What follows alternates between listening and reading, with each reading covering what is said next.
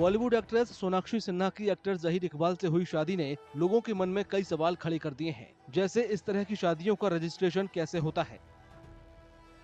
1954 के special marriage act के तहत अलग अलग धर्मों या अलग अलग देशों के दो लोगों की शादी कानूनी मानी जाती है।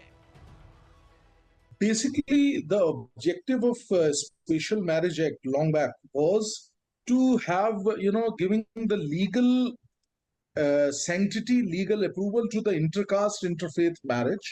That is the most important. They want to continue with their own religion. They can't go and have Hindu marriage or Muslim marriage. So, to facilitate these people, this is Special Marriage Act is done. Special marriage act के तहत शादी के वक्त दूल्हे दुल्हन की उम्र कानूनी तौर पर सही होनी चाहिए। साथ ही उन्हें मानसिक रूप से सेहतमंद और गैर शादीशुदा होना चाहिए। शादी से पहले उस जगह के मैरिज ऑफिसर को भी जानकारी देनी होती है जहां दूल्हे या दुल्हन में से कोई एक कम से कम पिछले 30 दिनों से रह रहा हो। इस कानून के तहत शादी मैरिज ऑफिसर और 3 गवाहों की मौजूदगी में होती है। शादी में कोई धार्मिक अनुष्ठान नहीं किया जाता। औपचारिकताएं पूरी होने पर मैरिज सर्टिफिकेट जारी किया जाता है। स्पेशल मैरिज एक्ट के तहत की गई शादी को भी दूसरी शादियों की तरह ही मान्यता मिलती है। पति पत्नी के अधिकार और जिम्मेदारियां भी दूसरी शादियों की तरह ही होती हैं।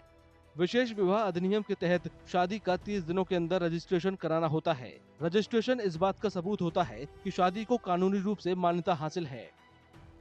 There is a special mechanism provided for the marriage disputes in the Special Marriage Act, wherein special provision is there.